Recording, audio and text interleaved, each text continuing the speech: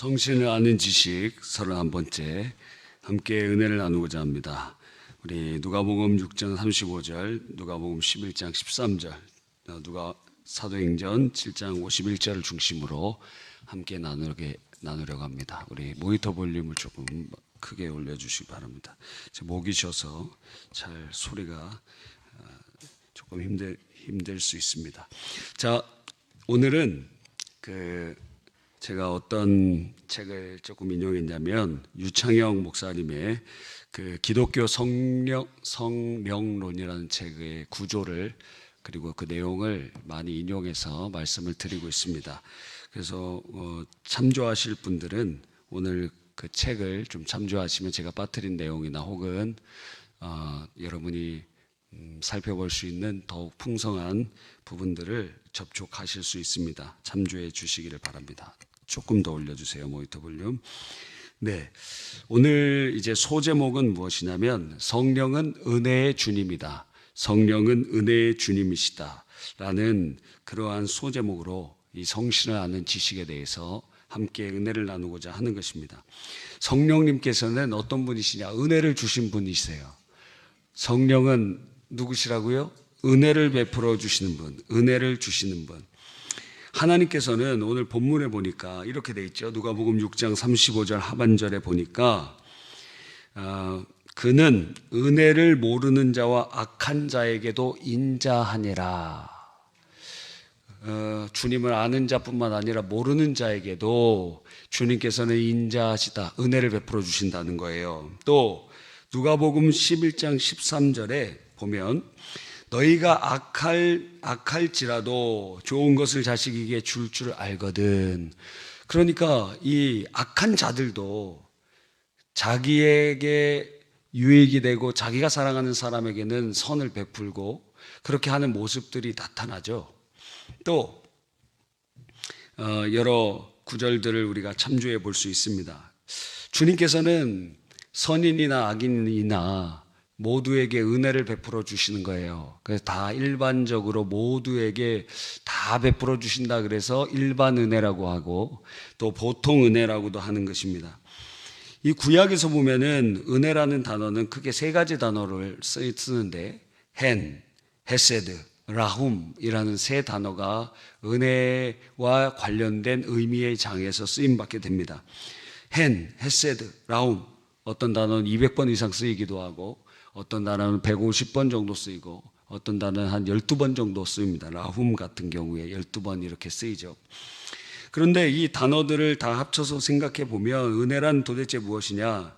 전능하신 창조주 하나님께서 피조물인 우리에게 거저 주시는 친절과 호의로 인간이 하나님을 알지 못했을 때부터 주시고 그 사람의 자격이나 공로와 상관없이 주시는 본질적 도움이다. 이렇게 합쳐서 설명해 볼 수 있는 것입니다. 하나님을 알든지 알지 못하든지 죄인이든지 선인이든지 주님께서는 그분이 거저 주시는 호의와 친절, 그것을 은혜라고 표현할 수 있다라는 거예요.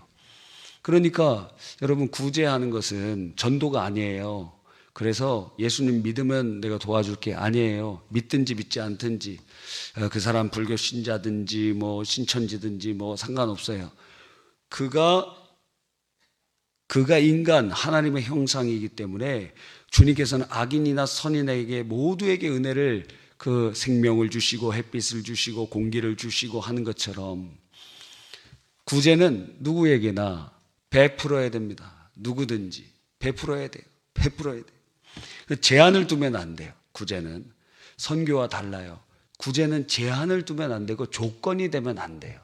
주님께서 조건 없이 제한 없이 주께서 베풀어 주신 은혜를 기억해야 됩니다. 아멘입니까? 여러분 가정에 뭐 예를 들어 아파트에 그런 일 없어야 되겠지만 뭐 불이 났습니다. 혹은 홍수가 나고 아파트 한 4층까지 막 차 올라오고 그런다고 해보면 다행히도 1, 2, 3, 4층에 살던 사람들이 도망쳤는데 이제 복구를 해야 될 것 아닙니까? 근데 1층에는 남녀호랑개교, 2층에는 안상홍중이네, 3층에는 불교, 4층에는 증산도 거기에 있는 분들이에요. 그러니까 내가 신앙 양심상 도울 수가 없다. 그게 아니라 신앙 양심상 도와줘야 되는 거예요. 그 종교를 여러분이 지지하는 게 아니고 하나님의 보통 은혜의 손길로 쓰임받게 되는 거예요. 할렐루야. 그러니까 우리는 이것을 꼭 기억해야 됩니다. 하나님은 죄인이나 의인이나 은혜를 아는 자나 모르는 자나 다 베풀어 주시는 호의가 있다. 그 은혜는 모든 피조물을 향하고 있습니다. 그 피조물은 보이는 세계뿐만 아니라 보이지 않는 세계도 통과해요. 영적 세계, 천국과 지옥도 다 통과해요. 사실상 천국만 하나님의 은혜의 손길이 있는 것이 아니고 지옥도 하나님의 은혜가 없이는 존재할 수 없어요.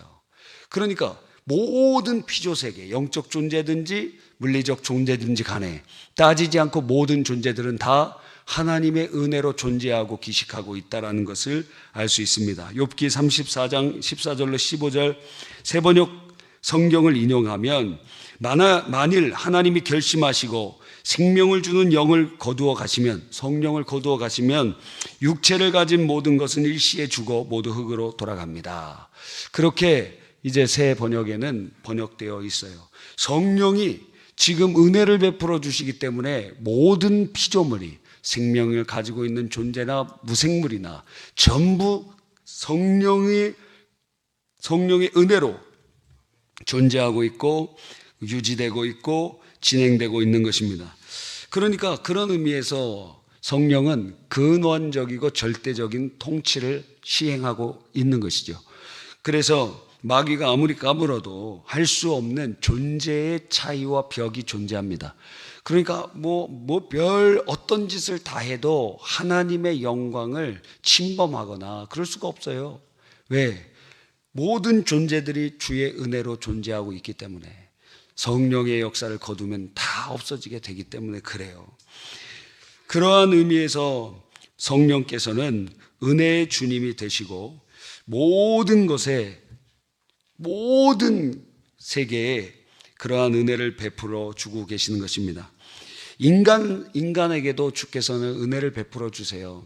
그래서 불신자에게도 보편적 은혜를 주셔서 악행을 억제하도록 하고, 그래서 외면적인 공의를 실현해요. 완전한 공의가 아니에요. 그냥 외면적인 공의를 실현하고, 또 선행을 하도록 장려하시고, 그래서 외면적 선이 유지되게 하시죠. 많은 사상가들이나 그런 사람들, 도덕가들이 그러한 선행을 격려하잖아요. 그게 하나님의 뜻과 일치하지 않더라도 그 사회 체제 안에서 그 사회에 존속할 수 있는 어떠한 부분으로 작동하도록 하시기도 하는 것입니다. 그래서 시민사회를 주님께서는 유지하도록 인도해 주시는 것이죠. 무엇보다 주님께서 이 불신자들에게도 베풀어 주신 큰 은혜는 무엇이냐면 선고 집행의 유예의 은혜라는 거예요. 선고 집행. 아담에게 분명히 선악과 먹으면 반드시 죽을 것이라고 말씀하셨는데 주님께서 그 선고 집행을 유예하셨어요. 왜 그러시느냐? 두 가지 이유가 있는데, 첫 번째는 회개의 기회를 주시는 거예요. 돌이켜 살 수 있는 기회를 주시는 거예요.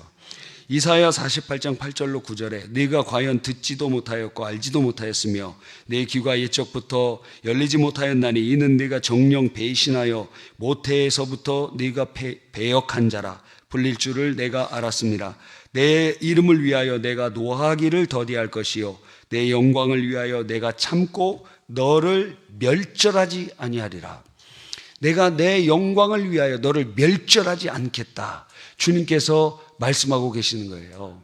그러니까 주님의 영광을 위해서 그들에게 회개의 기회를 주시고 그러한 은혜를 베풀어 주신 것입니다.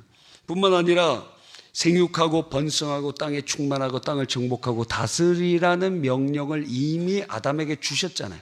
그러면 주님의 명령이, 아담과 하와가 죽어지면 그 명령을 수행할 자가 없어져.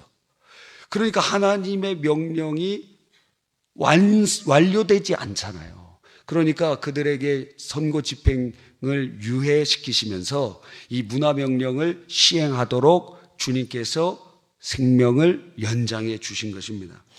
그래서 인간들은 물론 좁은 의미의 하나님의 형상은 다 파괴되었지만 넓은 의미의 하나님의 형상, 그러한 능력들이 있어서 철학이나 문학, 과학, 의학 이런 것들을 발전시키고 하나님이 주신 그러한 문화 명령을 이루어가는 것을 보게 되는 것입니다.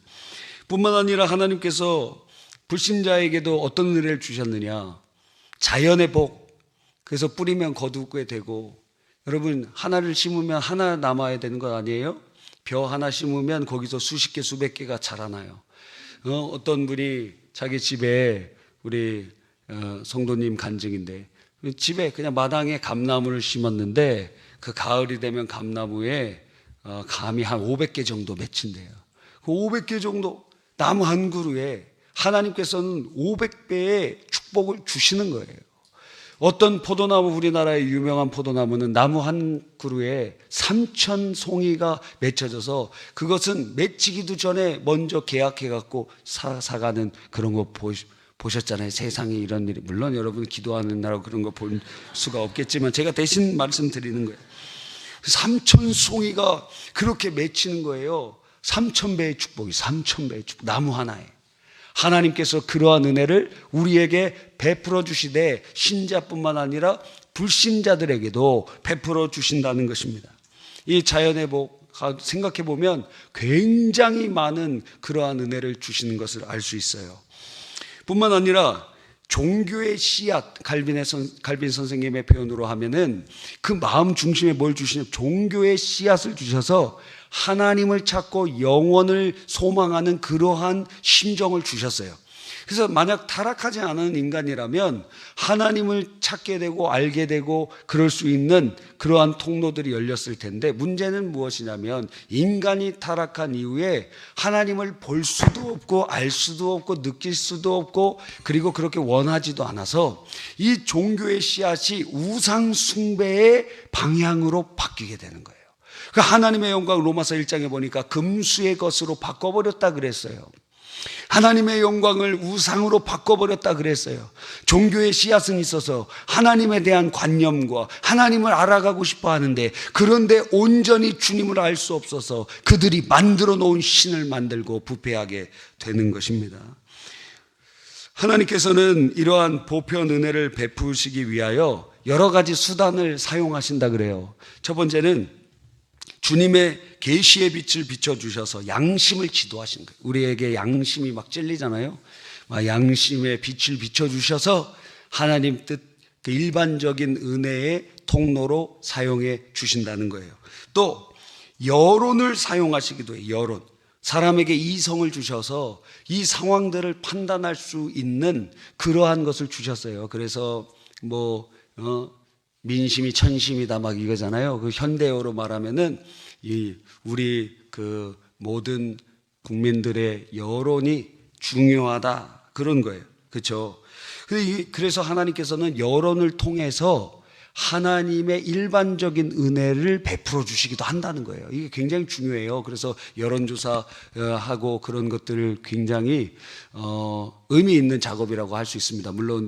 물론 이 여론을 조작하기도 하잖아요. 그래서 어떤 프레임을 짜갖고 그렇게 접근하기도 하고 하는 것을 우리는 봅니다. 그 대표적인 사람들이 독일에서 이 선동하면서 히틀러의 휘하에 있어서 아주 수많은 그러한 조작들을 이루어가고 하는 것 보지 않습니까? 지금도 러시아와 우크라이나 전쟁, 그리고 팔레스타인과 이스라엘 전쟁에서 상호 이 가짜 뉴스와 상호 선전하는 것들이 인터넷에 엄청나게 많이 그렇게 진행되고 있어요. 물론 우리들은 잘 관심이 없으니까 그렇지만 진짜 정보, 가짜 정보 막 그렇게 지금 혼재돼서 그런 여론전을 하고 있는 것입니다. 그러니까 정상적인 상태에서 여론은 하나님의 일반 은총의 통로가 될 수 있다라는 거예요. 그래서 여론조사나 여론을 귀 기울이는 것이 하나님의 음성을 귀 기울이는 통로가 될 수도 있다라는 거예요. 그러나 그게 완전하지 않아서 조작될 수도 있어요. 이 세상에서는. 무슨 얘기인지 아시겠죠? 세 번째는 하나님께서 일반 은총의 역사를 통하여 뭘 정부를 사용하세요. 정부. 그래서 국가를 사용하신다는 거예요. 하나님께서는 이러한 국가 공권력을 사용하셔서 공권력을 세우시고 국가 체제를 만드심으로 하나님의 통치의 그림자를 나타내셨어요. 그래서 죄인에 대해서 심판도 하고 감옥에 보내기도 하고 사형도 선고하기도 하고, 그리고 질서를 유지하고 전쟁으로부터 사람들을 보호하고 신앙을 지킬 수 있는 울타리가 되어주고 하는 것입니다. 그래서 정부를 통해서 하나님께서 역사하시기도 하는 것이죠. 그러나 이것도 불완전하기 때문에 어때요?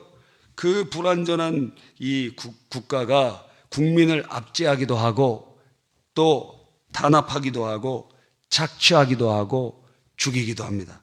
그래서 이 잘못된 정부와 잘못된 그런 일들에 대해서 이제 우리에게 준 적극적인 그러한 권한을 사용해야 됩니다. 미국에서 총기 사고로 몇몇 명씩 1년에 죽지만 왜 그 총기를 금지하지 못하냐면 그들이 독립할 때 영국에서부터 민병대의 저항으로 독립이 일어났잖아요. 그래서 자기 스스로를 보호하고 그리고 저항할 수 있는 권리가 헌법상 규정되어 있어요. 그래서 총기 소유가 헌법에 규정되어 있기 때문에 그래서 그렇게 하는 것을 보는 것입니다. 그래서 우리가 헌법상 우리에게 주어져 있는 권한들, 그게 무엇입니까? 투표도 될 수 있고 여러분이 정치 지도자가 될 수도 있고 또 집회 결사의 자유를 통해서 집회를 통해서 그 의견을 표현할 수도 있고 여러 가지에 그냥 가만히 있는 거는 그것은 무엇이냐? 그 죄에 동조하는 경우도 되고 그리고 동참죄에 빠질 수도 있는 거예요. 방조나 동참죄에 빠질 수 있습니다. 예를 들어 모든 법률이 제정되기 전에 국회 홈페이지 가보면은 무슨 법을 제정할지 올려놓습니다. 그래서 여러분이 가끔씩 국회 홈페이지에 가거나 정당의 그 부분들 제안한 법률이나 국가에서 제안한 법률이나 이런 것들을 살펴보세요. 저도 아주 민감한 주제들이 있을 때는 살펴볼 때가 있어요. 살펴보세요. 그러면서 이게 지금 어떤 역할을 하게 되는가 하는 것을 보면서 여러분의 의견을 제시하라는 거예요.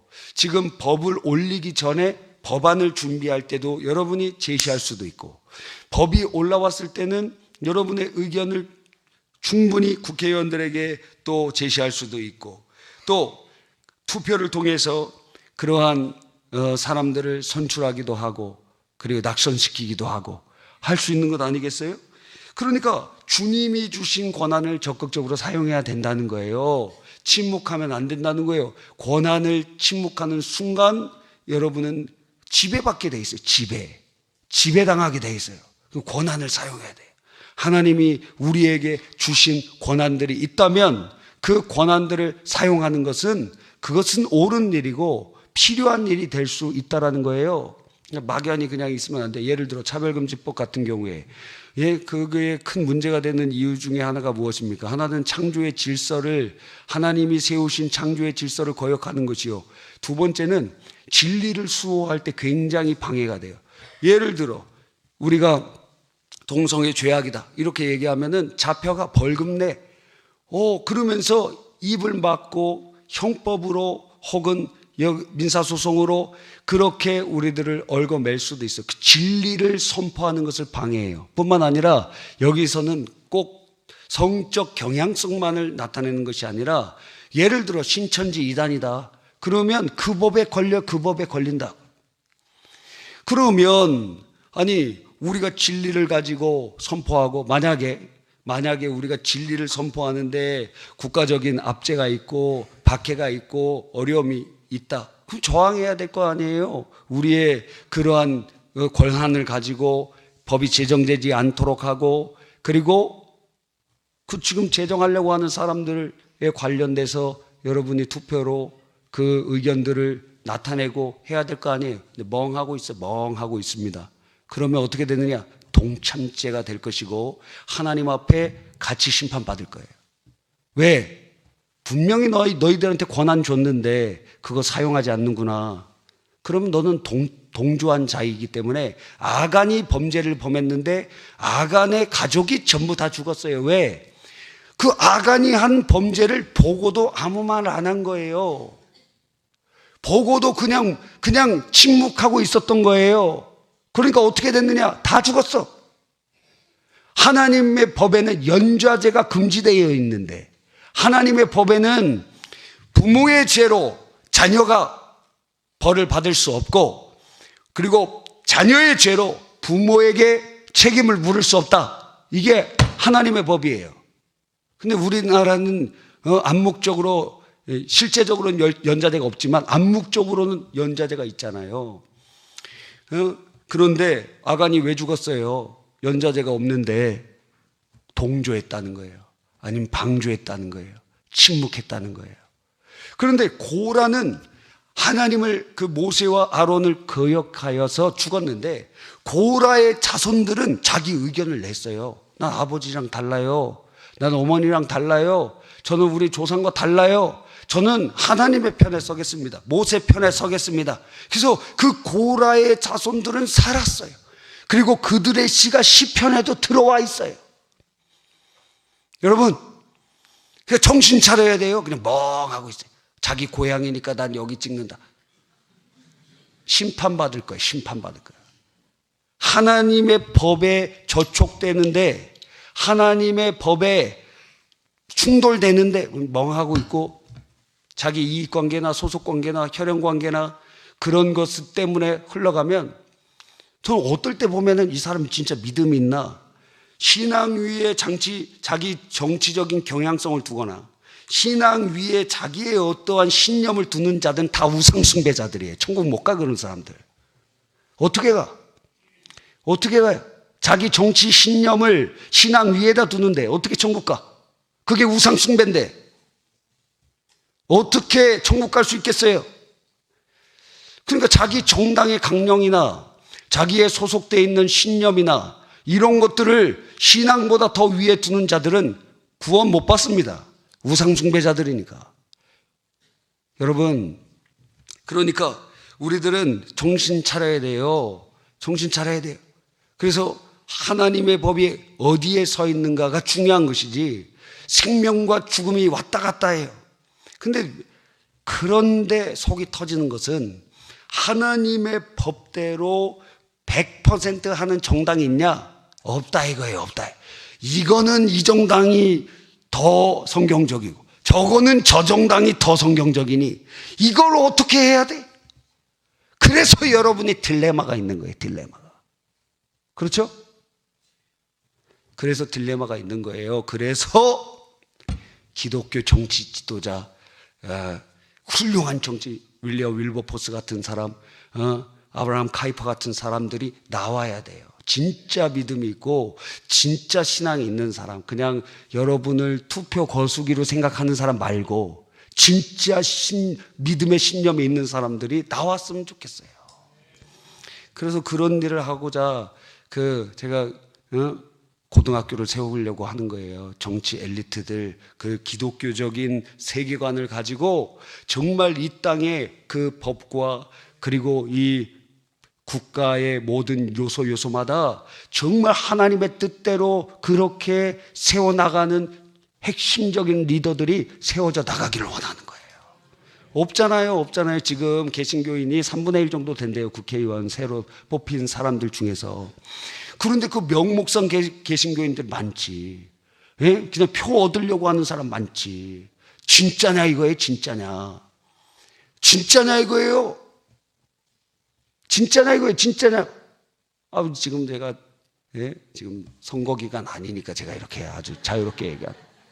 진짜냐 이거예요? 그래갖고, 그러니까 전략과 전술 아닙니까? 겉으로는 겸손한 척하고 인사한 척하고, 그리고 국민을 위하는 척하는데 내부적으로는 자기 이익이나 자기 신념을 구축하려고 하는 거잖아요.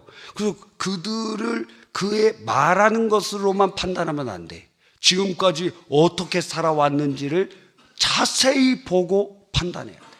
왜? 행동으로 그의 신념이 나타나기 때문에. 어떤 길을 걸어왔는가를 딱 보면 알잖아. 그냥 알잖아요. 근데 멍하니 제가 화가 날 때가 상당히 많습니다. 예, 그래서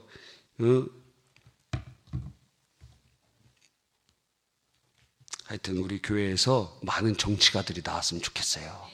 국회의원도 좀 많이 나오고 우리 교회에서 한 30명 우리 교회에서 좀 나오고 막 예? 아니 여기 있다 그래도 막 전략 공천 받아갖고 막 하면 되잖아. 그때만 잠깐 이사 갔다가 다시 또 오고 막 그렇게 많이 하잖아요 지금 국회의원들 다. 그러니까 한 30명 정도 좀 나오고 장차관 끝도 아니요 몇십 명 나오고 예? 대통령도 좀 나오고 그런데 이게 또 기독교인이라고 찍어주면 또 막 이상한 짓 많이 해갖고 예? 화날 때도 상당히 많이 있는데 예? 진짜 백이 근데 굉장히 어렵겠죠. 예? 굉장히 우리나라는 다종교 국가이기 때문에 그럼 어떻게 해야 돼요? 완전 복음화하면 돼. 걱정 안 해도 돼요. 완전 복음화하면 그런 거 신경을 안 써도 돼. 지금 제가 무슨 말 하는지 못 알아듣는 분들 계시는 것 같아요. 예수 믿는 사람이 한 8, 90% 되면은 괜찮다고 그냥 뭐 다른 거 그냥 뭐 신경 안 써도 된다 이거예요. 오늘 이 얘기를 하려고 하는 것이 아닌데 하여튼 하나님께서는 정부를 통해서 하나님의 그 일들을 이루어 가십니다. 그러나 이것이 나중에는 어떻게 되느냐, 결국에는 인간 중심으로 만들어진 나라는 하나님을 대적하는 방향으로 가게 돼 있어요, 필연적으로. 그래서 마지막 때에 주님께서 재림하시고 세상 나라를 무너뜨리시고 그리고 하나님의 나라를 완성하시는 것, 다니엘서에 나와 있는 것처럼 요한계시록에 나와 있는 것처럼 그때가 오게 될 것입니다. 뿐만 아니라 하나님께서는 이 시대에 벌과 상을 주심으로 개입하셔서 그래서 많은 불신자들도 알죠? 권선징악이란 거 알잖아요. 권선징악. 그래서 착한 사람은 복을 받고 악한 자는 벌을 받는다. 근데 디테일하게 들어가 보면 어떤 사람은 악인인데도 장수하고 시편에 나와 있는 것처럼 그리고 고통도 없고 막 잘 되는 경우들도 있을 때도 있어요. 그러나 역사의 전체 흐름을 이렇게 살펴보면 어때요? 악인은 망하게 돼 있어요, 결국엔. 아무리 뭐 흥왕한다고 해도 소비에트 유니언이 소련이 그렇게 연합해서 막 전 세계를 70년 동안 붉은 군대로 적화로 세계를 확 휩쓸어 갔는데 어떻게 됐어요? 어떻게 무너질지도 모르게 와르르 무너져 버렸다 이거예요. 누가 개입하셨어요? 하나님이 역사하시는 것이지. 그러니까 어느 순간에는 막 잘 나가는 것 같아요. 어느 순간에는 성공하는 것 같아요. 북한도 60년, 70년대 초반까지는 우리나라보다 잘 살았잖아요. 그런데 막 잘 나가는 것 같아요. 그러나 그렇게 김씨 왕조를 세우고 우상들 여러분 장대영 교회 평양 대부흥이 일어났던 그곳에 거기다 뭐 세워놨는지 아세요? 김일성, 김정일 동상을 세워놨어요. 거기다가 그렇게 세워놨어요. 평양 대부흥 운동 일어나는 그곳에. 의도적이지 그게 의도적. 모르면 거기다 안 세워놨지. 왜 어머니가 권사님이니까. 권사님도 손 들어보세요. 자녀들 잘 키워야 돼. 김일성 어머니 권사님. 신학생들도 시험 들게 하면 안 돼요. 스탈린이 신학생이었어요.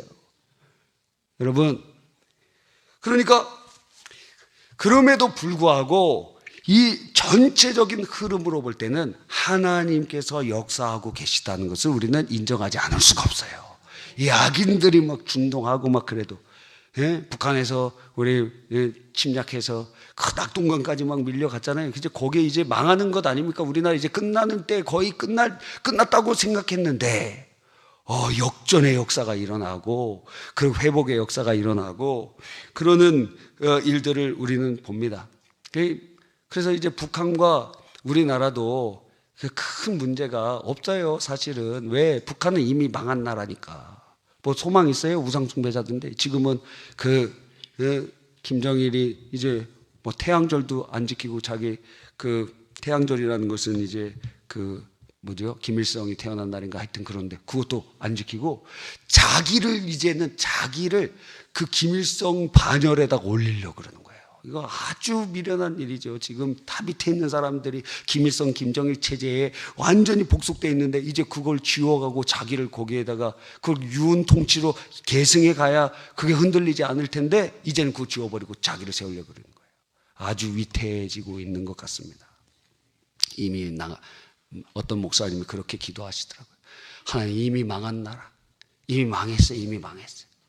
그런데 이미 망했다 그래도 우리나라랑 통일이 될지 안 될지는 다른 문제예요. 다른 문제라고. 이미 망한 나라지만 이 망한 나라가 지금 미국이나 중국이나 러시아나 일본이나 무슨 얘기하고 있느냐면 북한의 급변사태가 일어날 때 북한을 분할하자. 그래서 이렇게 분할하자. 벌써 가안이 다 나와 있어요. 그래서 그러면 중국이나 러시아는 어떻게 하냐? 딱 급변사태 일어나면 그걸 빌미 삼아서 그냥 들어온다 이거예요. 그러면 우리 이곳이 막 동북사성이 될 수도 있고 또 혹은 여러 가지 상황이 펼쳐질 수도 있다라는 거예요. 그러니까 북한이 급변사태가 일어난다고 해서 그냥 저절로 통일되는 건 절대 아니다. 그래서 기도해야 돼요. 그래서 저희 교회 공식 기도 제목에 넣었어요. 하나님, 북한에 급변사태가 일어나서 분할돼서 나라가 분할되는 일이 없게 하여 주시고 복음으로 통일되게 하여 주시옵소서. 하나님의 은혜가 필요한 것입니다. 그러니까 주님께서는 역사 속에 하나님께서 벌을 주시고 자연재해를 통해서도 주시기도 하고 전쟁을 통해서도 하나님의 심판이 일어나기도 하고 전염병이나 여러 가지 상황을 통해서도 그런 일들이 일어날 수 있어요. 하나님이 섭리하고 계시는 거예요. 그리고 상을 주시기도 해요. 하나님께서 우리나라에 상을 주셨잖아요. 예수님 잘 믿고 그렇게 선교 열심히 하고 그러니까 하나님께서 돈도 주시고 사회 소프트 파워도 주시고 하드 파워도 주시고 그러면서 세계 탑 클래스로 올려주셨는데 이때 더 잘해야 되는데 잘 나갈 때 더 잘해야 될 것 아니에요.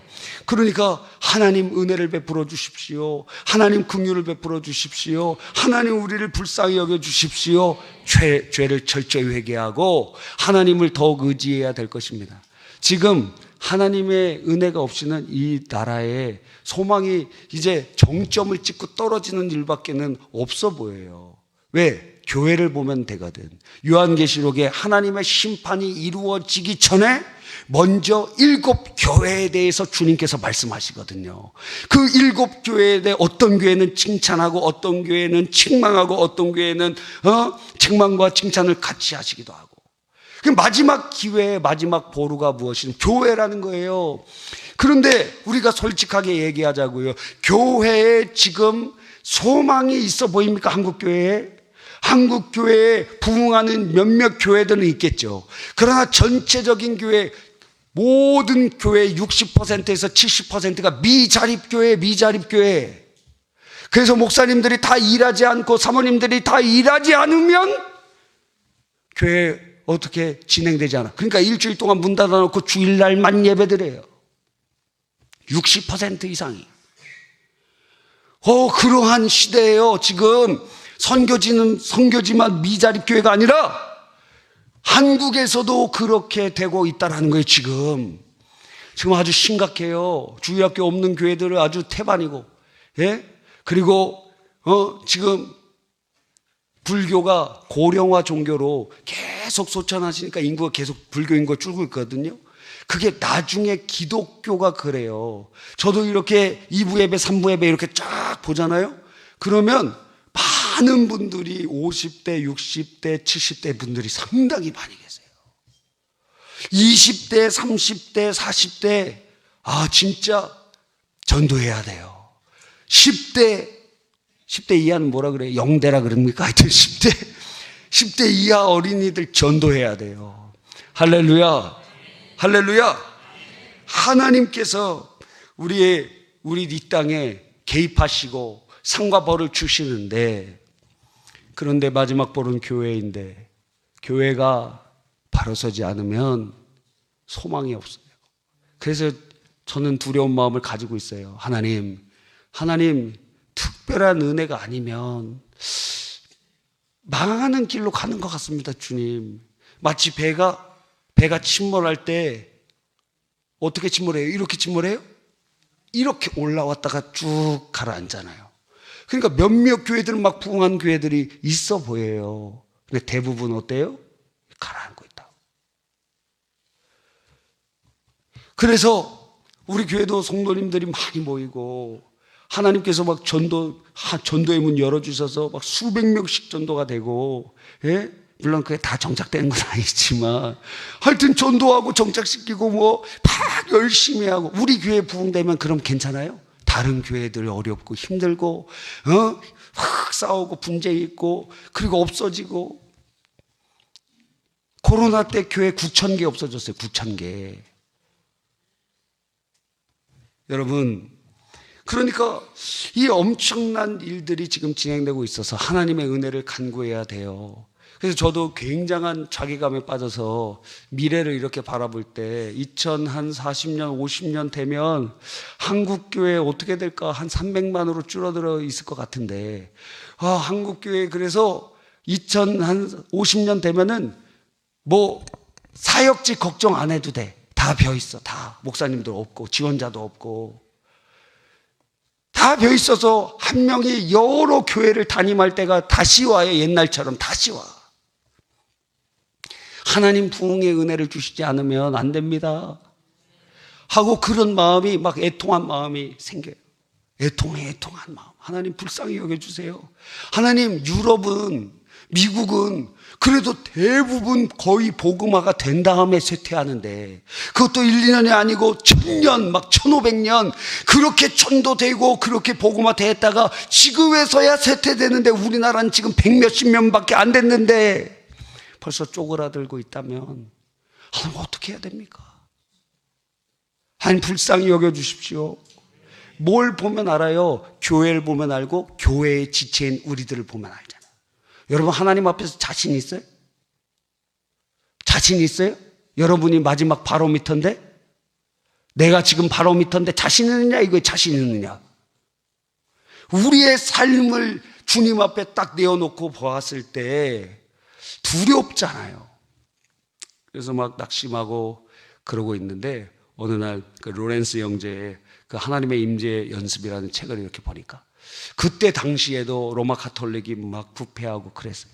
근데 그 수도원에서 그렇게 기도하면서, 원래는 허드렛 일 하는 사람이었거든요, 그 사람. 근데 그가 무슨 일을 하든지 주님과 동행하면서 기도하다가 그의 얼굴에서 막 빛이 나고, 그가 이거 영성이 밖으로 막 표출되잖아요, 저절로. 그 사람들이 알아봐요. 그 나중에는 수도원장이 되고 그러거든요. 근데 로렌스 형제가 이렇게 얘기합니다. 하나님 전능하시지 않느냐? 하나님 전능하시니 지금 우리가 보고 있는 부패와 폐역과 더러움과 이 모든 것도 하나님 일하시면 하나님께서 완전히 소멸시키실 수 있다 이거예요. 새롭게 하실 수 있다 이거예요. 와, 그 하나님을 절대적으로 신뢰하는 그 믿음을 보면서, 그래, 이거구나. 그래, 한 사람으로 하나님 앞에 순수하게 진실하게 살아야 되겠다. 내가 마지막 보루라고 생각하고, 예레미야서에 보니까 주님께서 심판을 멈추려고 하나님의 진노가 가득 차 있어서 이 도시와 유다와 예루살렘이 다 멸망해야 되는데, 하나님께서 그래도 인자하시고 노하기를 더디하시기 때문에 누가 나를 막을 자가 있을까? 그러면서 의인인 한 사람, 이성을 위하여 기도하는 한 사람, 그 사람을 찾으려고 이렇게 보시는데 한 명이 없어요. 한 명이 없어. 그래서 나라가 망해요. 그 한 사람 누굽니까? 여러분이에요. 저예요. 우리들이에요. 그 한 사람이 돼야 되는 것입니다. 주님, 교회의 부패와 목회자의 타락과 성도들의 세속에 물드는 것을 보고 한탄하고 비난하고 정죄하는 게 아니라 우리의 기도의 제목으로 삼고, 주님 불쌍히 여겨주십시오. 제가 그들을 위하여 기도하지 못했고 판단하고 정죄하기만 했습니다. 주님 불쌍히 여겨주시고 살려주십시오. 하나님 은혜를 베풀어 주십시오. 한국교회 살려주십시오. 하나님 일하십니다. 하나님 역사하십니다. 하나님 놀라운 기적이 일어날 줄 믿습니다. 하나님 14만 4천처럼 아버지 성결하고 그 입에 거짓이 없고 어린 양이 어디로 이끌든지 순종하는 자, 그런 자들을 일으켜 주십시오. 주의 거룩한 백성들을 일으켜 주십시오. 하나님, 주를 위하여 헌신된 주의 백성들을 일으켜 주십시오. 기도가 막 나와요. 기도가 나와. 하나님, 그 일에 써주세요. 저는 부족하고 연약하지만 하나님, 그 일에 하나님의 그 군대들이 일어나고 하나님의 거룩한 백성들이 일어나고 다시 한번 이 땅에 부흥의 역사가 일어날 수 있도록, 회개의 역사가 일어날 수 있도록 하나님 은혜를 베풀어 주시옵소서. 여러분, 이렇게 성령께서는 여러 가지 방편으로 은혜를 베풀어 주시건만 사람들은 그 은혜를 깨닫지를 못합니다. 오히려 그 은혜를 자기 죄악을 범하는 것에 사용해요. 그 악이라는 악을 범하고 하나님 앞에서 하나님을 대적하고 자기들끼리는 선인 것 같지만 하나님의 입장에선 악을 범할 때도 상당히 많이 있는 것을 보는 것입니다. 하나님의 은혜로 예수 그리스도를 믿어 구원받았을 때, 눈이 열릴 때 비로소 이것도 하나님 은혜였구나, 저것도 하나님 은혜였구나, 모든 게 하나님의 은혜였구나 하고 고백하게 된다는 거예요. 시편 40편 5절에 시편 기자가 눈이 열리니 이렇게 고백을 합니다. 여호와 나의 하나님이여, 주께서 행하신 기적이 많고 우리를 향하신 주의 생각도 많아 누구도 주와 견줄 수가 없나이다. 내가 널리 알려 말하고자 하나 너무 많아 그 수를 셀 수도 없나이다.